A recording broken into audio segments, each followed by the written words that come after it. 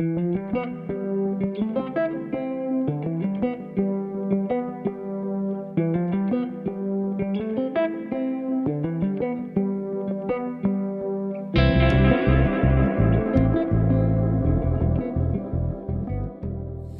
o livro naturalmente seduz. Claro que aí você fala coisas, não foi o autor que é interessante. Foi o instrumento de trabalho, a matéria-prima do autor e a manipulação adequada dessa matéria-prima que fez a criançada correr atrás dos livros. A palavra. Não existe nada mais revolucionário. Você pode procurar um monte de coisas que o homem já inventou aí, mas nada chega sequer perto. Raio laser, você pode ir pensando aí. Entendeu? Não tem nada mais sensacional, mais transformador, mais... a essência do humano, ele se restringe a essa coisa meio mágica, meio voodoo mesmo, que é a palavra. Você começa a juntar, você para pensar, o que é um livro?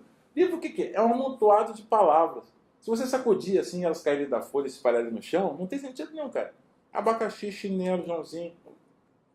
Mas quando o autor, o ser humano, da maneira geral, junta aquilo ali, ele consegue dar uma concretude, uma realidade, uma visão transformadora que faz, em última análise, o homem pensar. A própria imortalidade do homem, ainda, apesar de todos os avanços tecnológicos, está intimamente ligada à palavra. A gente fica sabendo que existiu Alexandre o Grande, Napoleão, Stalin, Fidel, porque alguém sentou e escreveu sobre esses camaradas. É a palavra que deu imortalidade ao Alexandre, não foi o Alexandre em si. E essa consciência, quanto mais consciência você tem de é você ali, mais você tem necessidade da palavra. Porque é a palavra que vai pegar essa consciência que você já tem e vai elaborar essa consciência. Vai transformar, vai fazer você interagir mais absolutamente com os outros seres humanos. Entendeu? Vai criar regras, porque as regras nascem da necessidade de organizar. A palavra é o processo organizacional do homem. O homem lê e escreve para se organizar. Nós precisamos da palavra. E quanto mais intimidade com a palavra, melhor é essa sociedade. Não existe sociedade do instinto. Não existe um país bacana sem a crença de que a palavra é transformadora. Sem a crença de que aquela coisa que deriva da palavra, que nós chamamos vulgarmente de escola, é fundamental. A palavra problematiza o homem.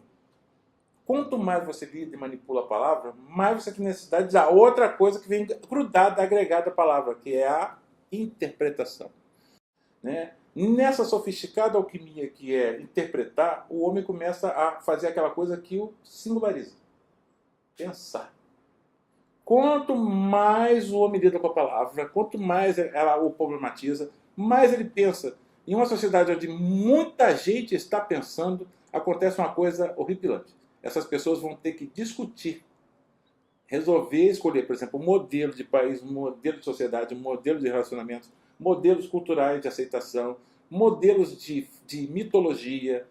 A própria cosmogonia da sociedade é definida pela essa problematização que a palavra oportuniza. Além de diretora, eu sou mãe de 3 crianças que já passaram por aqui e uma permanece, que é a Maria, que está no 6º ano e que conseguiu pegar esse projeto desde o 1º ano do ensino fundamental.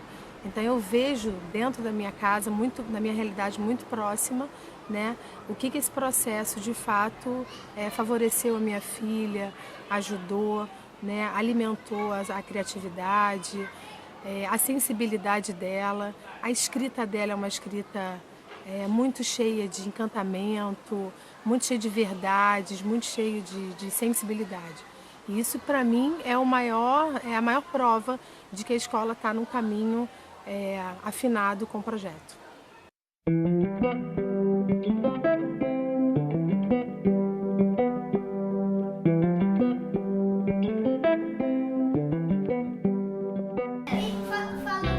Qual podia ser o título do livro que a gente acabou de ler? Vocês gostam disso? Vocês gostam de inventar? Sim. E vocês já escreveram muitas histórias em cima disso? Mais ou menos. Mais ou menos.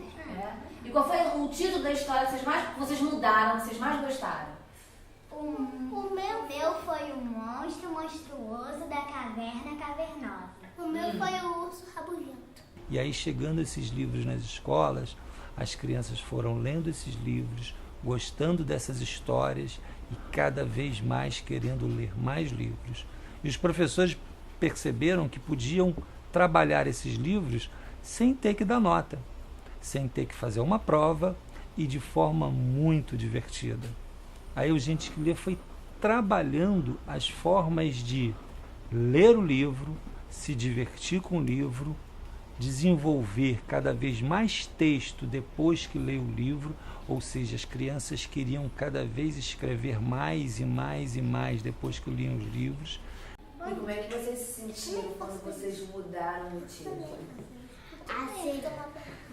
Seria bem maneiro, porque a gente ia inventar a história, a gente podia fazer tudo que a gente quisesse, podia inventar o que a gente quisesse, tipo a árvore falando, sei lá. A gente tem muita imaginação para isso. Por exemplo, sempre no mundo da lua. A questão prioritária na proposta sendo levada pelo Gente que Lê é que o professor ele apresente as amplas possibilidades que uma leitura pode descortinar dentro de que cada leitor vai conseguir encontrar garimpando aquele texto. E a gente observa um retorno muito grande com relação à leitura, com relação à escrita, né, que também desenvolve bastante. O vocabulário das crianças é muito melhor.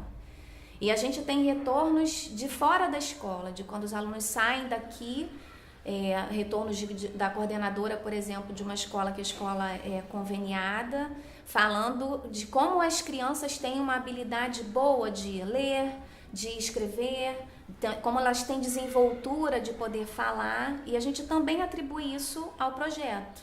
Eu gosto muito de contar essa história, né? Eu era louca para passar férias na fazenda do meu avô.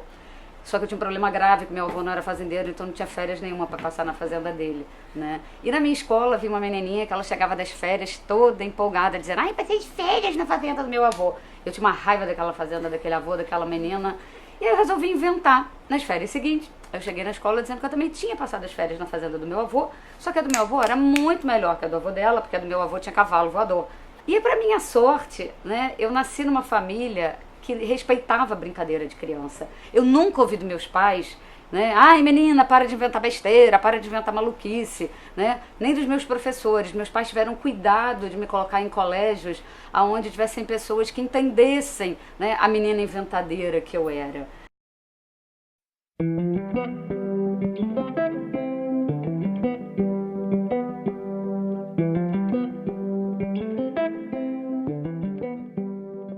Como que vocês fazem para escolher o livro? O que vocês pensam na hora de escolher o livro? O que faz vocês escolherem um livro? Foi do título da história. O que estava escrito no título da história? Que o final falava sobre praia. Sobre praia? E você gosta de praia? É. E você, Esté, você lembra do seu? Você escolheu? Qual foi o que você escolheu? Foi um esquilo na capa. Tinha um esquilo? E você escolheu também por causa do desenho do esquilo? A escola brasileira tem um desafio concreto, um desafio real. As últimas décadas, o processo de aceleração, de crescimento vertiginoso das informações e das tecnologias que produzem as informações, produz a expectativa de um estudante que está vendo esse mundo dessa forma. E a escola precisa poder oferecer para essa diversidade, para esse aluno que chega com uma série de expectativas, elementos onde ele possa transitar nesse universo de conhecimento que existe na vida. E com a possibilidade das narrativas oferecerem outros caminhos, é que faz com que o produto disso tudo seja o prazer e a vontade de encontrar na leitura, na formação leitora, esse caminho, essa oferta, essa possibilidade, essa nova porta que se abre. Qual história que você gosta? Hã? Histórias de princesas. E qual é a princesa que você mais gosta? Bela. É a Bela? Por que você gosta da Bela? Do vestido. Do vestido? O vestido dela é mais bonito de todos? Hã? O que ela tem de diferente das outras princesas? Porque ela tem espada. Ela tem espada. Ela tem Armadura. Vai, armadura. armadura. Isso aí, ela tem espada, ela tem armadura e ela é muito corajosa.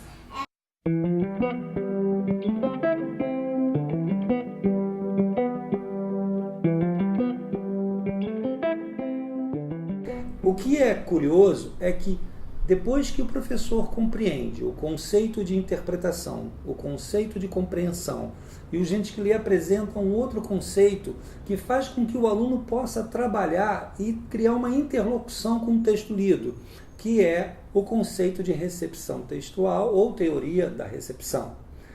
Quando o professor percebe que esse conceito faz com que o aluno tenha uma predisposição para produzir escrita, para manifestar a sua vontade autoral, seja através de um desenho, seja uma manifestação artística, seja a produção de uma escrita, ele tem vontade de não abandonar mais essa forma de estabelecer uma relação dentro de sala de aula, porque ele vê que ali acontece de fato uma prática leitora e na pós-leitura uma produção da escrita, uma produção autoral, onde o estudante assume o seu protagonismo.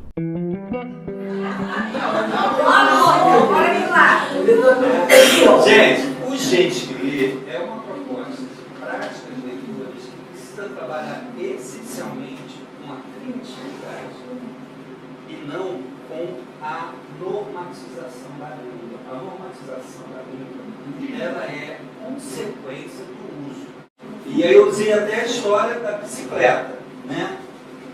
Quando você anda muito de bicicleta, você acaba sendo um bom ciclista. Você não pega a bicicleta e fica estudando o tamanho do aro, o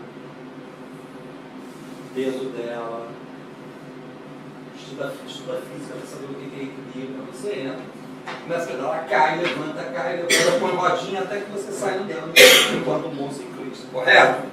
Em virtude disso, a gente acredita que o Gente que Lê, ele deve ter como essência da sua natureza para a prática leitora, né, a produção do imaginário, a produção fértil da criatividade. Né? Então, os alunos leem os livros e as atividades temáticas, elas são a injeção para trabalhar com aquela leitura numa profusão de ideias e possibilidades. Eu estava pensando, eu já falei muito sobre várias coisas aqui, mas estava pensando assim, consequências. Né? A gente fica pensando, ler na escola, o que vai acontecer depois da leitura. Né? Eu estava lembrando, quer dizer, a gente fica lembrando, o cara já com uma certa idade, fica lembrando um monte de coisa, principalmente do tempo de escola. E eu estava lembrando de um professor que eu tive. Né? Adorava o professor, um dos melhores professores que eu já tive, o professor Alberto Caran. Uma vez o professor Caran, um aluno interpelou o professor Caran na sala. Estava todo mundo lá, pegando as notas.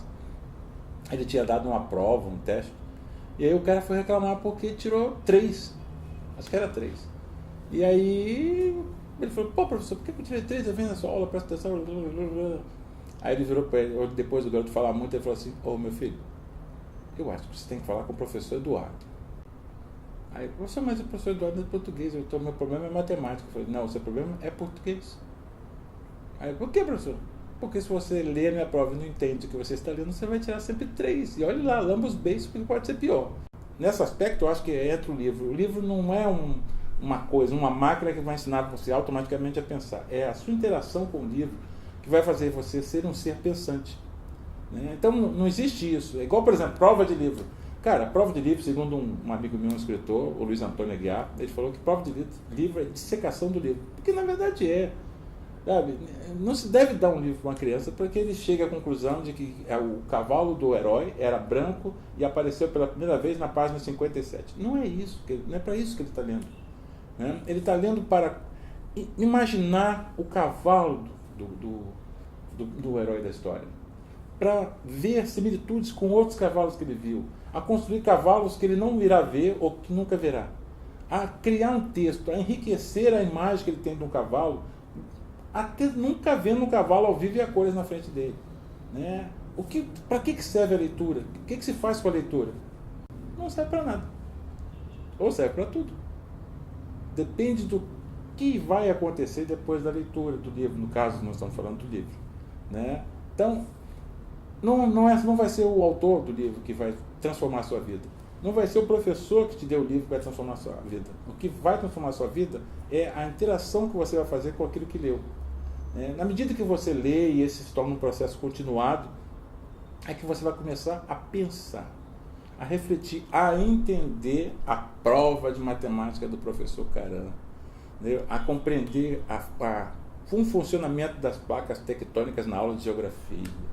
Entendeu? Não vai decorar que o Brasil foi descoberto em 22 de abril de 1500, mas vai entender por que o Brasil foi descoberto nessa data. Ler é acender aquela fogueira que vai iluminar a escuridão da sua existência simpática. Entendeu? Quanto mais lenha você botar nessa fogueira, mais iluminado vai ficar o seu caminho, né? Você sabe que no início o homem acendia a fogueira para afugentar os animais. Quando você abre um livro, você está afugentando um outro animal muito mais pernicioso, e esse não corre o menor risco de extinção. Ele atende pelo nome de ignorância.